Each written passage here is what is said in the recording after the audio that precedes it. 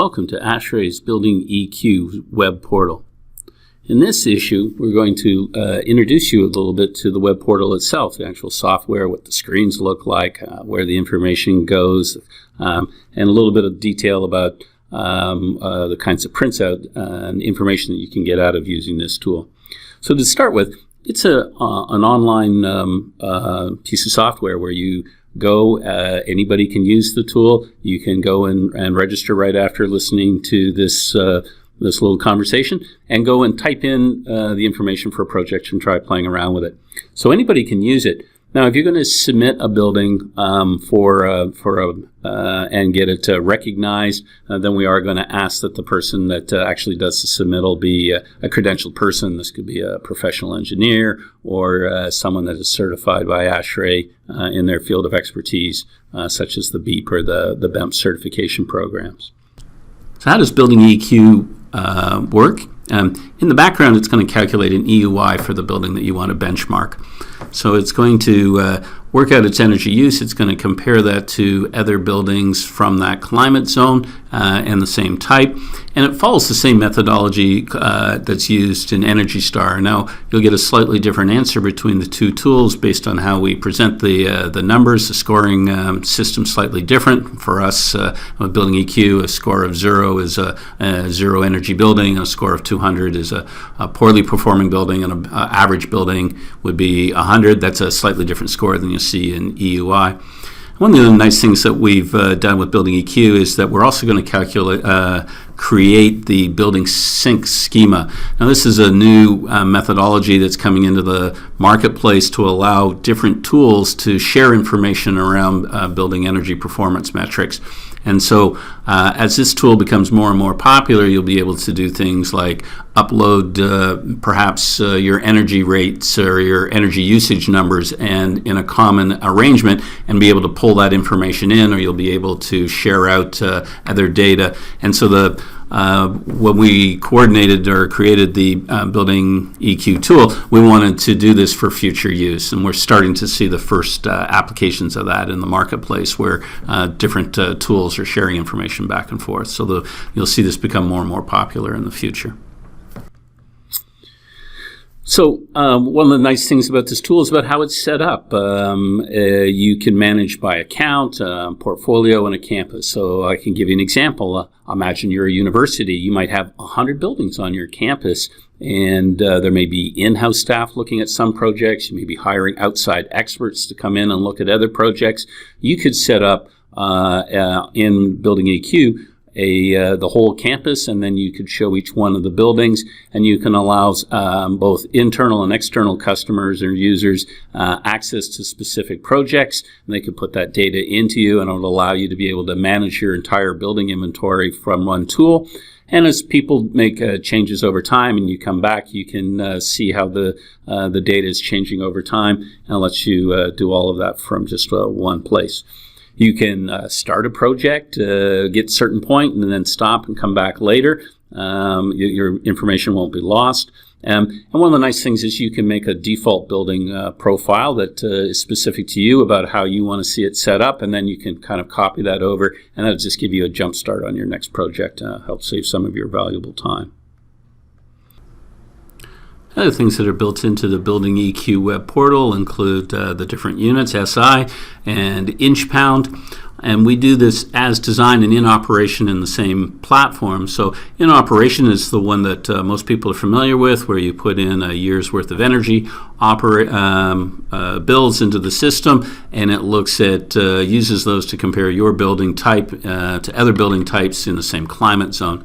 And the as designed is a slightly different tool. It's the one that looks at a building and says, you might be operating your building 24 hours a day, and that's why your building is using more energy than the person across the street has a similar building and they're only working 9 to 5. It takes that out and just looks at the asset itself, which is how does your asset compare to other assets, not how you're using your asset. And so Building EQ is nice because it does both in the same tool. The inputs are almost identical. It's actually the only tool out there that does both. and it will help you look at the outputs from an analysis, a benchmarking analysis, to sort out is it an issue about how the building's being used, or is it more of an issue about how the building is actually operating?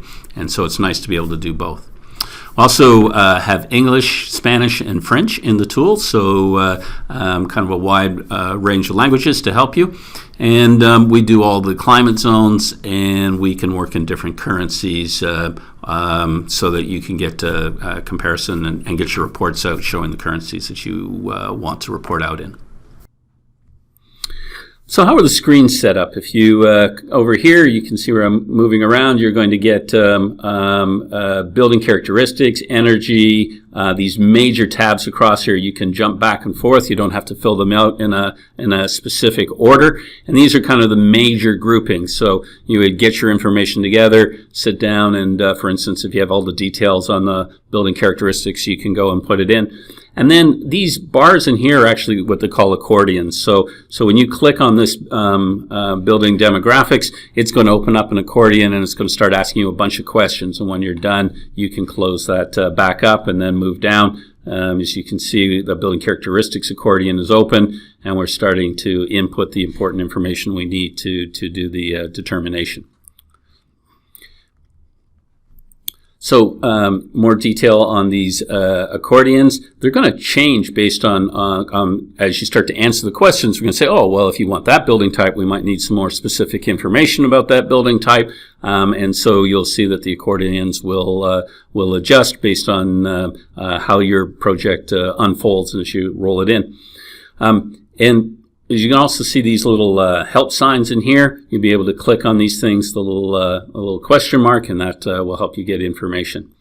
So here's an example of one that's been opened up, and will just help you understand about more details about the inputs so that you get the information accurately.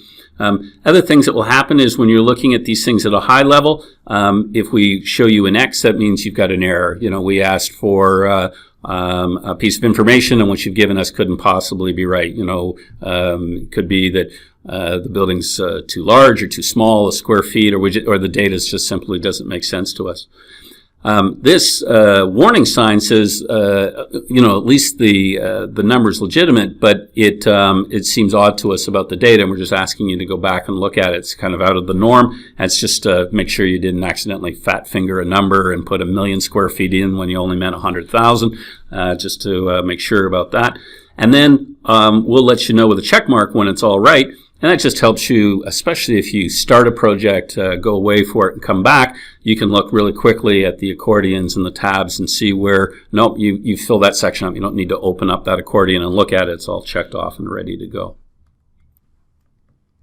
We have quite a wide range of building types. A couple of that are really popular are we allow multiple use properties. So take some place that has retail on the lower floors and maybe an apartment or condominium building up above. This is very popular in institutional buildings where they can have lots of multiple use, from labs to academic work areas to classrooms. So you can all have that, and you'll be able to section the building out and describe each one of those. The energy use could be significantly different in these different parts of the buildings. I'll give you a more accurate representation of your building with that extra detail.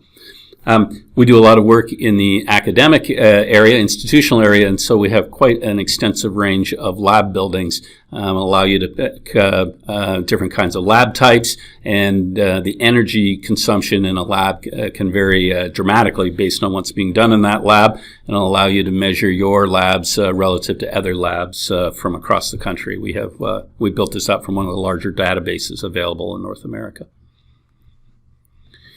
So what do you get out of it? You've put all this information in, you start to get some reports. So there's 5 things that we can do. We can give you a user input report. It's just really a PDF of the inputs. If you wanted to walk around with a clipboard, you can have this sheet and help you just remind you what information you need to collect, especially when you're doing the on-site survey. We have the EQ label report. We have a disclosure report, audit report, and a narrative report. Most common thing people want is just a quick, tell me how am I doing? Is my building good or bad? This is the way the Building EQ program works. For us, in our case, 0 is a net zero building. It's a perfect score. And so that's at the top. And then you get this barometer reading. If you're around 100, you have an average building. And if you're below 100, well, there's opportunity for improvement. And you can also see that in this case, the users decided to look at it both with the as designed and the in operation. You could have done one or the other, in which case you would have only seen one of these numbers. One of the nice things about this approach is it starts a discussion about the building. So this is, in this example, you can see over here, 50. That's a great score. More likely that you're going to want to submit this and have the building recognized as a strong building. And you could get a plaque for the front foyer of the building. But imagine the score wasn't 50, it was 150, and it was down here. Well, now we're going to start a dialogue about with the owner about saying, actually, your building doesn't perform well relative to other buildings in your neighborhood. And through the walkthrough, we were able to identify some areas for discussion about how you might improve that building. And this is good for everyone. It's good for the building owner. It's good for the environment. Of course, it's good for yourself, as this is an opportunity to start a business discussion. One of the things that we have in here is a disclosure report. You might have a customer that is looking to acquire a building or divest themselves of a building, and they're required to, as part of the business transaction, to have a disclosure report. You can use this tool and help them get that report. You do the walkthrough and put the information in, and they can add that to some of the documentation for the real estate transaction. So, check it out. Go to ashray.org, Building EQ. It's free to use. Anybody can use it. So go there, log in, play around with the screen, see what it's like. It's a very intuitive experience. The accordions and the tabs make it very clear. So give it a try and see how this helps you in your daily business. Thank you very much.